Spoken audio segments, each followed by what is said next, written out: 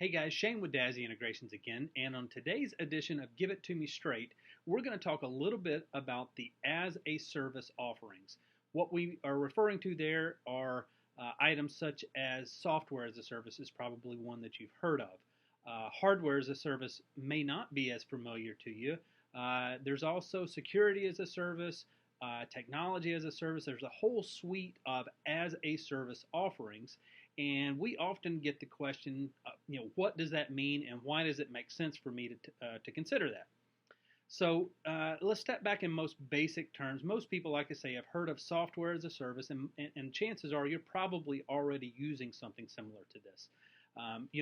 Salesforce.com was probably one of the first offerings around software as a service.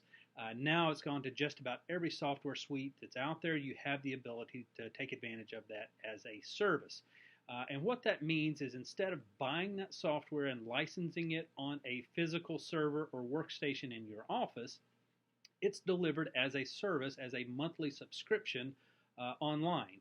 So the advantage for those type of services is that instead of you having to maintain that software internally, keep up with the software support and licensing and upgrades, it is now provided just as a monthly subscription fee that you access from any computer that's connected to the internet. Huge advantages to you there. What we've seen in recent years is that's moved across the board. So now hardware as a service is a very attractive offer. Security as a service is a very attractive offer. And then finally, technology as a service is even better in terms of overall approach to technology. So why does it make sense for a business to consider those? Well, let's look at hardware as a service specifically. In a traditional environment, organizations would have to buy network infrastructure and technology infrastructure, and there's capital expense allocated for that. And once they do that capital expense, they'll amortize it out and put it on the books for probably 3 to 5 years, depending on what their accountant recommends. Now, in that process, they typically are not going to replace that hardware or do anything different with it until it's written completely off the books from an amortization schedule. So an organization might say, well, why would I look at that differently? Simply put, you can move from a capital expense over to an operating expense, and it gives you much more flexibility in terms of the way that you expense that out and apply for upgrades. So the advantage there is when you typically will buy network infrastructure, if you're looking at a 3 to 5 year time frame, technology changes tremendously in that amount of time. So you're probably not going to be putting in new hardware until that technology is off the books.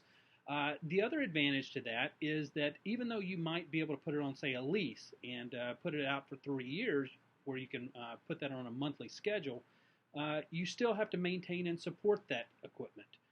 So that's where hardware as a service makes a lot of sense in that you can get not only the hardware, but the support and maintenance of that equipment included just in a one-time or once a month fee that's paid as a subscription.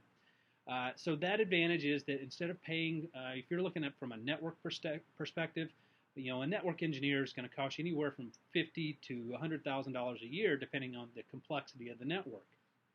And in that scenario, you're probably only going to hire one of those individuals. When you consume it as a service, you're getting not only the hardware, but engineers to support that, and multiple engineers to support that on an ongoing basis. And most likely it's set up to where your hardware will be refreshed over a period of time.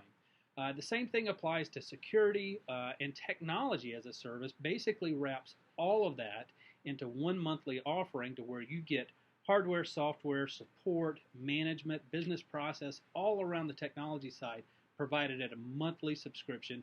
It is a tremendous approach to keeping current in technology and making sure that things are always up to date and you're not responsible for the upkeep and security of it. So you want to check with your accountant to make sure that it makes sense for you, but it's a tremendous potential.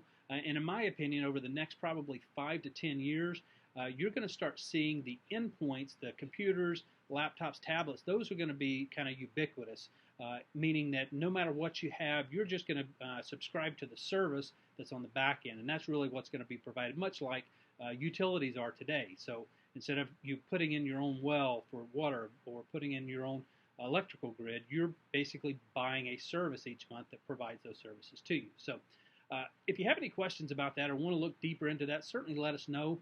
We appreciate you tuning in, and we'll catch you the next time on Give It To Me Straight.